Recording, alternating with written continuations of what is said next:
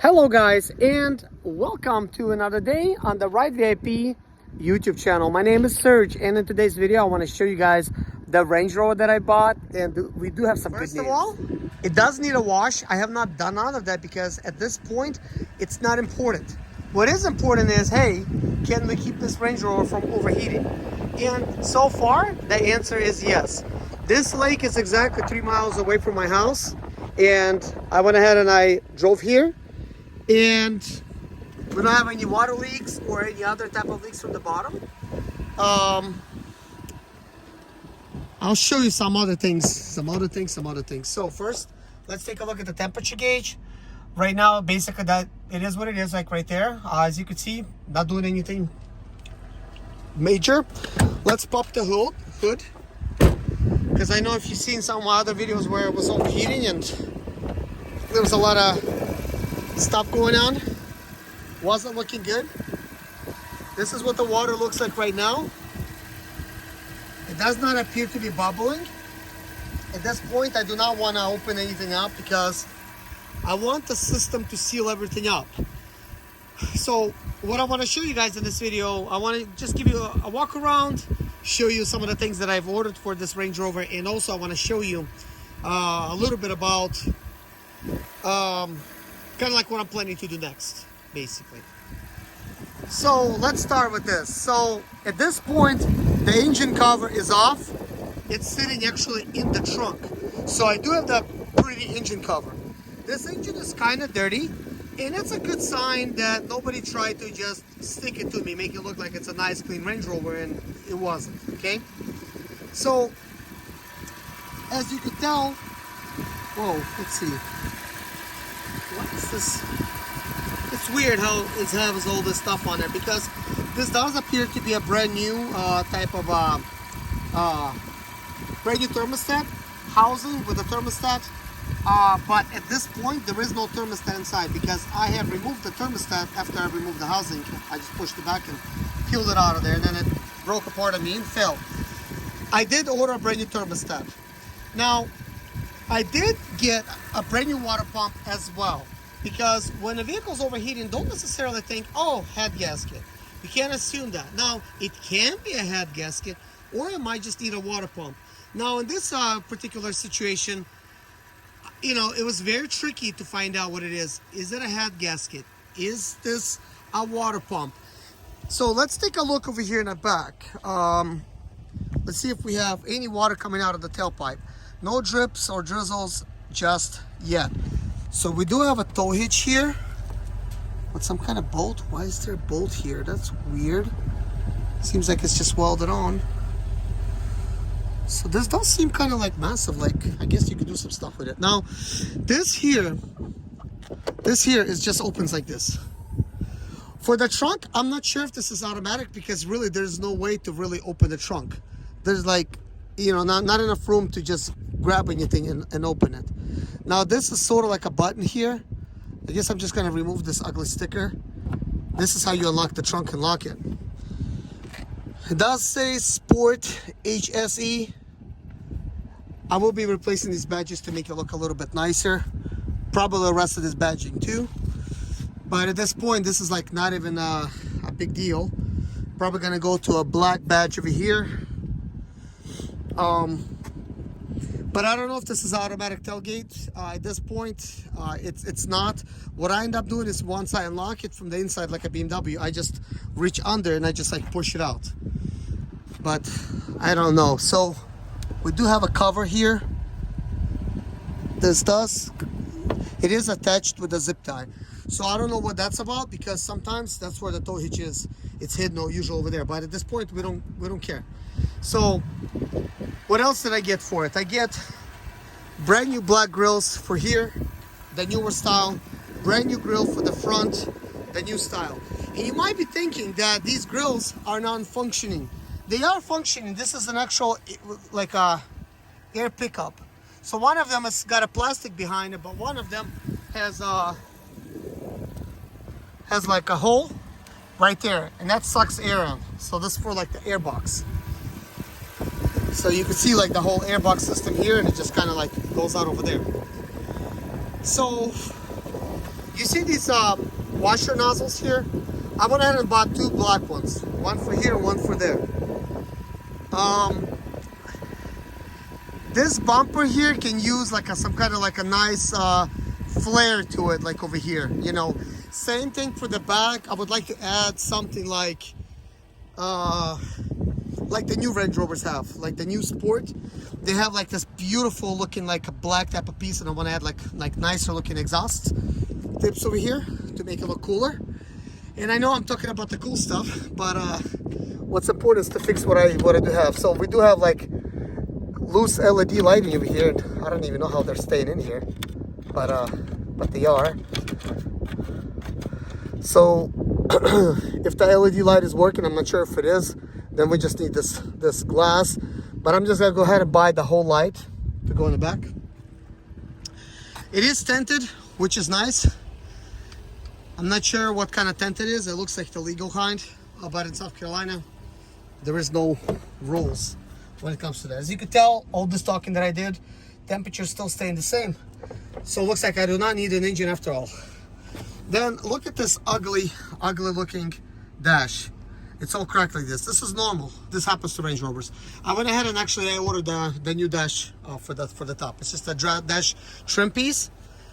And this here that's ripped, I ordered a brand new one of that. But also something's going on with this. I'm not sure what's up with this lid, but something's going on with it. Like it doesn't lock. Like it's just very loose. I did just get the trim piece, but I might just have to buy a whole new piece over there. As far as the radio, sometimes it's working, sometimes it basically goes blank and it doesn't work, and this screen will just go blank as well. So some kind of electrical short, perhaps a loose fuse or loose screws. The electrical seats, they do not work. So this one doesn't work. And let's go to the back and find out if this one's working.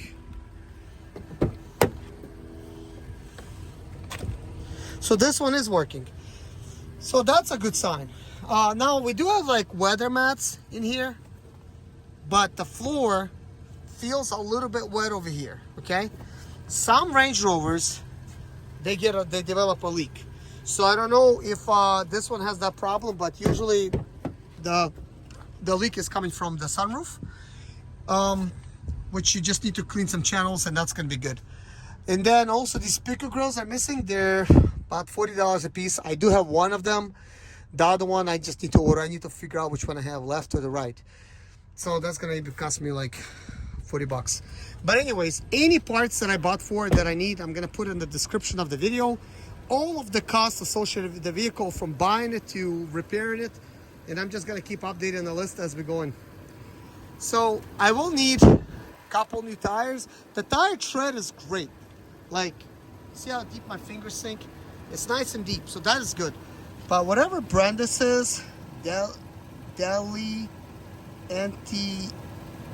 Delante sounds like a good brand.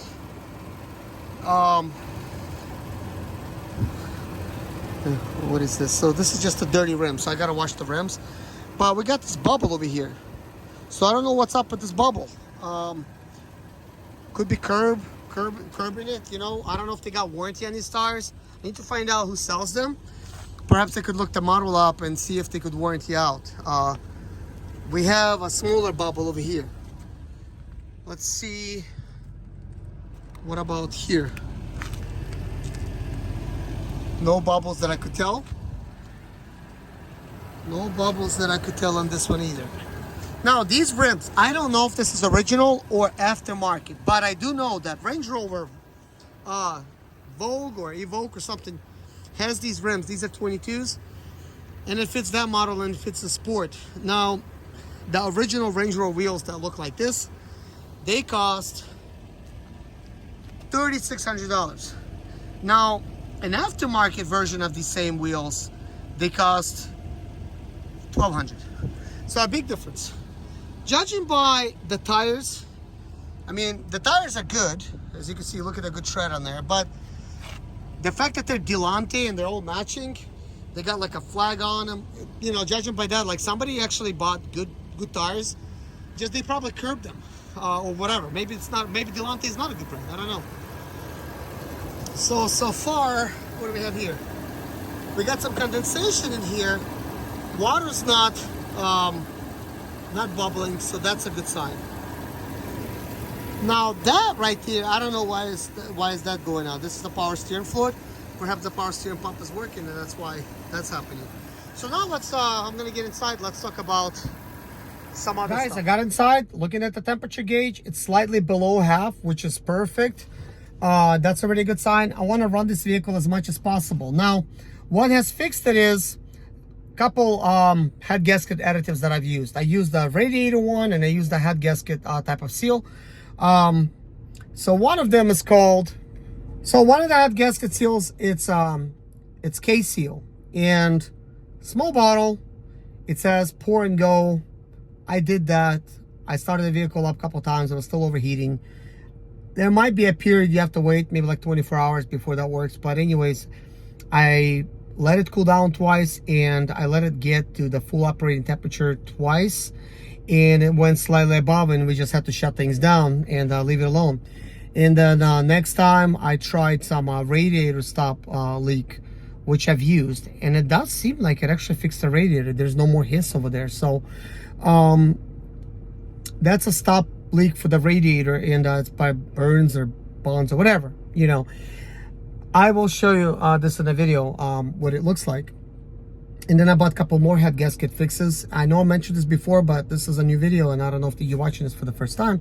So I bought a couple more just to see if those will fail, they will not work. I'm gonna try them as well. It might sound stupid, but that's actually is kind of smart. That's a lot better than you having to pull out the engine.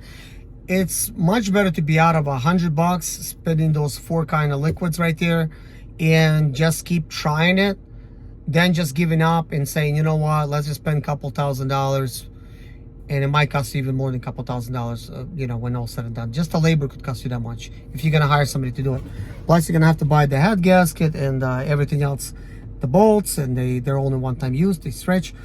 But anyways, even if they're single use, I would basically replace the bolts anyways. You want to make sure that you don't have to go back in there and do anything else. You want to do things properly. Now, I'm always optimistic. You know, sometimes I get lemons a lot, and I never lose my hope, because here's what I think. Range Rovers are expensive. BMWs are expensive. If it fails, I could always part it out. So I could always get another one parted out, and now I have parts.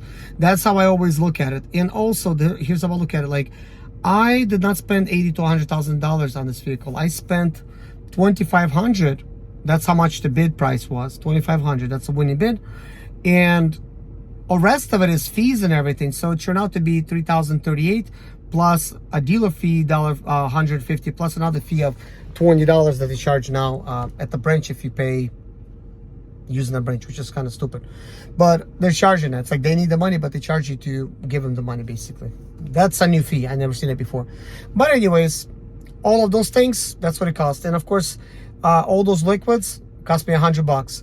And then the towing, the guy said 200. I took him down to like 150. So he towed it for like 150. But this morning, once I got the vehicle back, guess what? All those liquids I put in, which was like only 2 for the radiator fix and the K seal. I mean, it sat overnight. They brought it in the morning. I did not do anything to it. I just basically, I opened up the hood. I look at the water. I see that it's a normal type of level because I filled it up yesterday. And what did I do? I just started it up, put the timer for 15 minutes, and I was over there monitoring the situation. After the 15 minutes, I started recording video because it's been idling for a while. It did not fail, and then I took it on the test drive, which was the last video, and now I've taken it on a longer test drive just to see what it can do. But I did get a new radiator, new water pump, new thermostat, as I mentioned. But before I will replace them, plus they still have to come in, I want to do a pressure test again. So I ordered myself my own pressure tester kit. I didn't have one. I just ordered one, like a 28-piece one. It's gonna come in tomorrow. I'm gonna try to do a pressure test and see if it even holds any kind of pressure. It needs to hold 16 psi of pressure.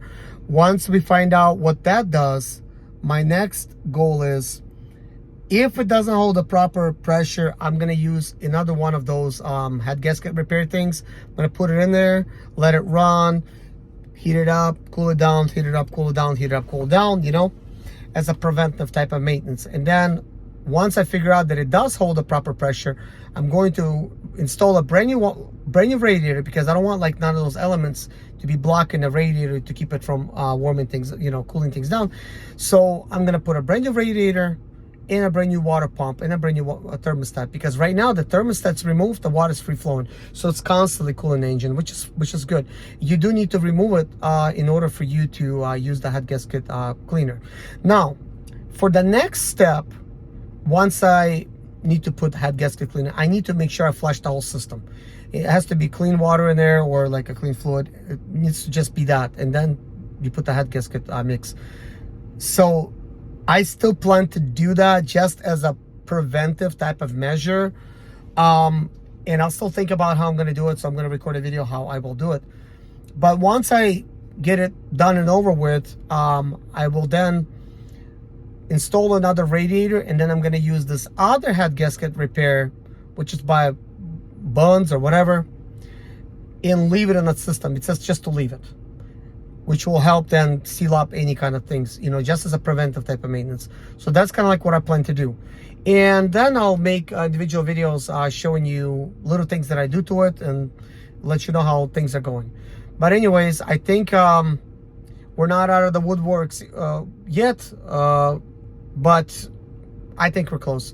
But anyways, guys, thank you so much for watching. Take care of yourself, and see you in the next video. Hey guys, bye-bye. I made it home okay. It's not overheating. It is right there. And I'm going to go ahead and shut it down. Thanks for watching.